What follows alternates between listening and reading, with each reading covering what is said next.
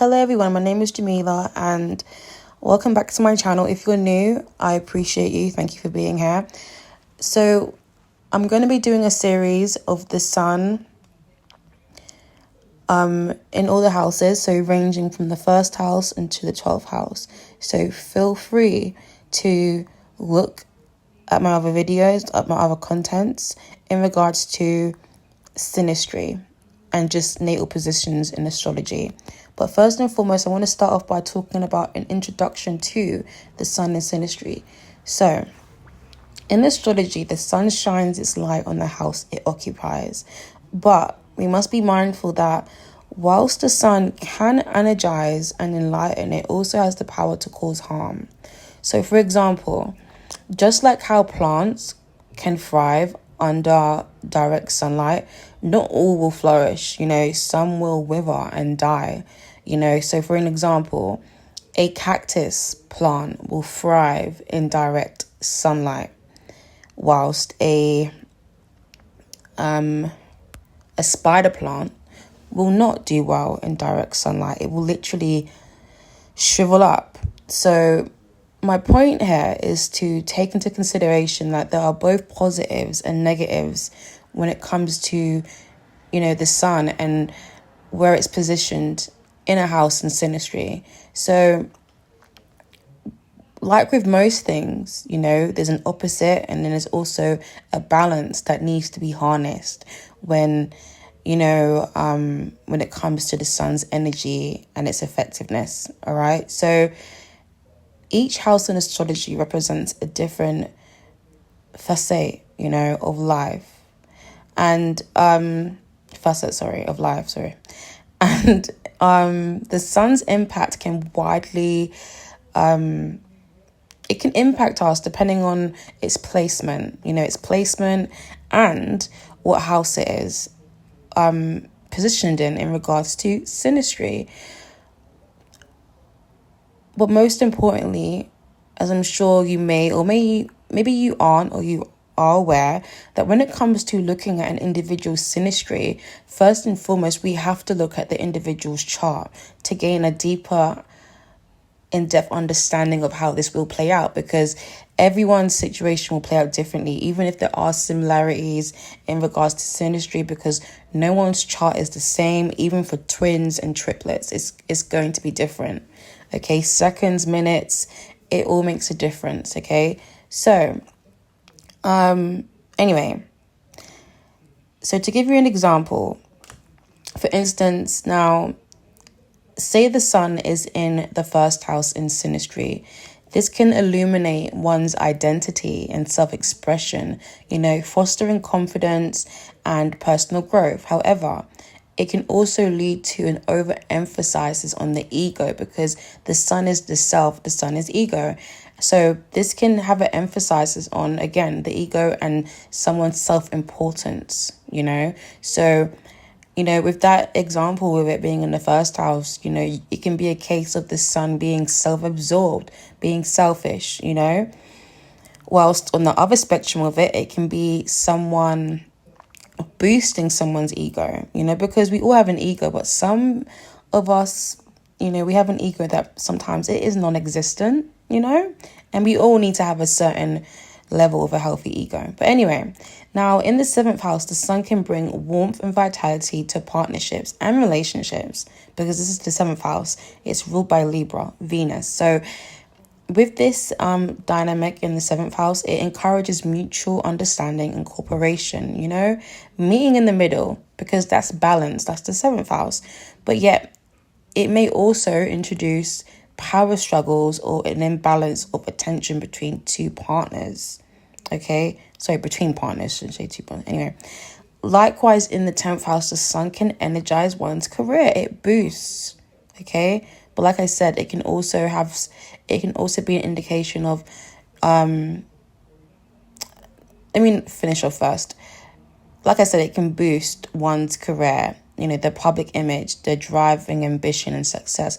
But on the other hand of it, it can also lead to workaholic tendencies, a relentless pursuit of status at the expense of one's personal well-being, of the other, because this is synastry, so it's the interaction of the other. And then, so my point here is that by being aware of these dynamics, it can help us to navigate the interplay of energies in the astrological charts. So, just like with all things, it's just understanding the dual nature of the sun's influence, and it allows, us to maximize its benefits, but also mitigating the potential drawbacks. So looking at the pros and the cons, the negatives and positives, or, because there's always a shadow side to each house and where one planet is, but we're talking about the sun. So we're embracing both the light and the shadow aspects of the sun placements.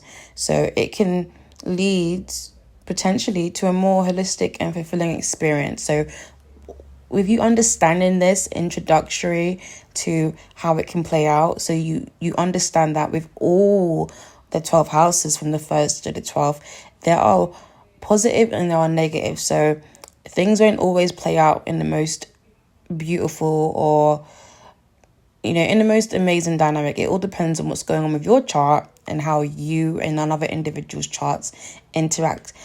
But without further ado, let me jump in to the sun and the position of the house I'm talking to for this audio.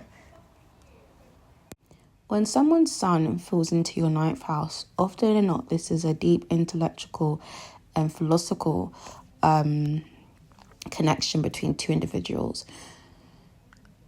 It often suggests that the sun person can bring a sense of enlightenment, adventure, and higher learning to the 9th house. So this person will have knowledge that the house person is seeking, or would like to seek, or would like to learn, or would be enlightened to by the sun person. And this placement can foster mutual growth through shared experiences like travel, education, and exploring different cultural or spiritual perspectives. So this could be an interaction of like you two going to Egypt, going to Cairo or Luxor and learning about the Egyptians and how the pyramids were built, and how the pyramids are aligned with the stars, and how they were built in alignment with the stars, with intention, for example, and through traveling, you guys learn, you explore, and you learn the cultures out there, and through that, it's like you grow, you evolve spiritually as well, because when you go to other people's countries, you learn, you're in a world of worlds, and with the 9th house, you're a student of life, and when you go to somebody else's land, you learn the meaning of life. What's their philosophy,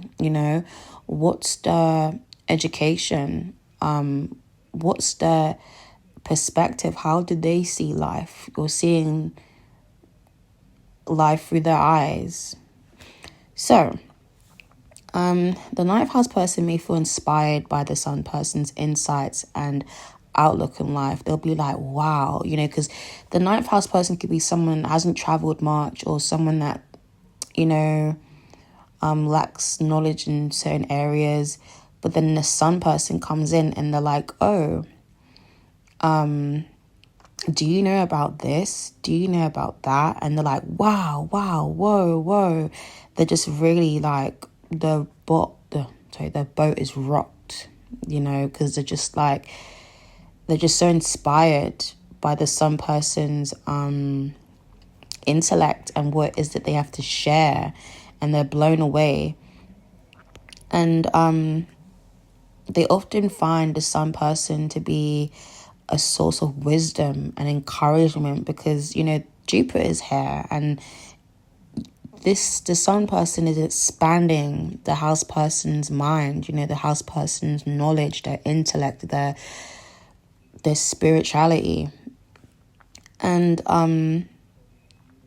the sun person may feel a sense of purpose and fulfillment in helping the ninth house person expand their horizons and embrace new ideas. So the sun person will feel like they need to know this because they're going to benefit from this. They're going to evolve from this, you know. And it's a very uplifting bond between these two, very optimistic, very open-minded, because this is Sagittarius energy, you know, very lighthearted, you know, ready to explore the world together and just reach new heights, reach new goals. And with this connection, it encourages each person to step beyond their comfort zones and engage in the world in a more meaningful way, seeing the world and viewing the world in a different way, not seeing it at a surface level, you know, digging deep, because this is higher education, the ninth house. Because of course, the opposite house to the ninth house is the third house, which is early education, you know, but then the ninth house is like university, it's like your master's, your PhD. It's just, it's hidden knowledge that you wouldn't find on an everyday basis, you know. And together they might embark on journeys that not only expand their knowledge, but also deepen their understanding of themselves and each other and of the world as well.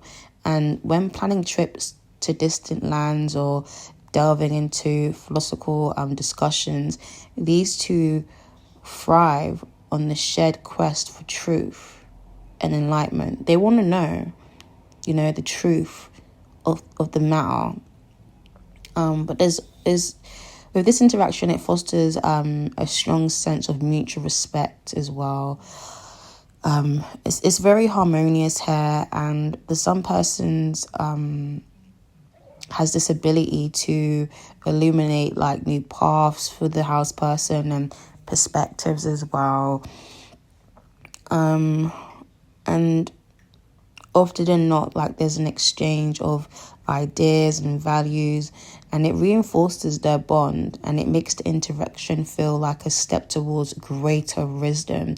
This is like, you know, a guru teacher coming along and falling into the person's ninth house, and they're teaching them the ways of life, you know. This person also, the sun person may also come across like a father figure, you know, teaching you the ways of life, you know, guiding you in a way as well. This could be a life coach, you know, a coach of some sort that enlightens you, guides you, even a teacher as well, with this interaction, or a history, what do you call those people that, I don't even know, like a historic person that teaches you things, you know. But yeah. But in a world of possibilities, this synastry aspect encourages both individuals to be lifelong learners. You know, like I mentioned earlier, student of life, and they explore together, continuously seeking experiences that enrich their lives and deepen their connections. So through education and philosophy and enlightenment, they're able to expand and grow. These people could travel the world together and just bounce off one another, because everywhere they go, it's an adventure. And the thing is, with this interaction, they don't even need to travel to a different land. Just going down the road, like they could walk to the sweetie shop, you know, or to, I don't know, McDonald's or something, just something, you know, mundane. And on the way there, for example, say they pass a shop that brings back memories for the sun person. The sun person can be like, oh, did you know that this shop was built in, I don't know, 1994, and it was intended for this purpose, and it's been around for 30 years, and it's done this and it's done that. And then the house person's like, what, really? I've lived in this neighborhood for so long, and I never knew that, you know. And they learn something, and then through that, the house person is like they see their environment in a very different way because they now know the history behind one particular shop in their area. But yeah, as these people journey together, they not only discover more about the world, but about themselves, because they realize where they fit in the world through experiencing this interaction. But no, this is a very beautiful interaction. It's very fun. You just feel like you're around someone that's very intellectual. They know things. They just know stuff. Because in the tarot deck, this is like the Hierophant, in a way. But yeah, I'm going to leave that there, guys, and crack on with Sun in the 10th house. I'm nearly done with this. But yeah, let me know your experiences in the comments of how you interacted with someone with their Sun in your 9th house, or you as the house person, and how you felt. Because depending on the interaction, you may feel a bit smothered by the Sun person. You may feel that they think they're a know-it-all, like, oh, you think you know it all, stop talking to me, I don't want to know, I'm not interested. Or this could be a situation where you both have different views. Well, we often, not you usually do, but you could clash, in regards to higher learning, It all depends, especially if Saturn's here. You might feel restricted in some way, like they restrict you or they're rigid. But anyway, I'm going to leave it there. Take care, guys, and I'll speak to you guys soon. Bye.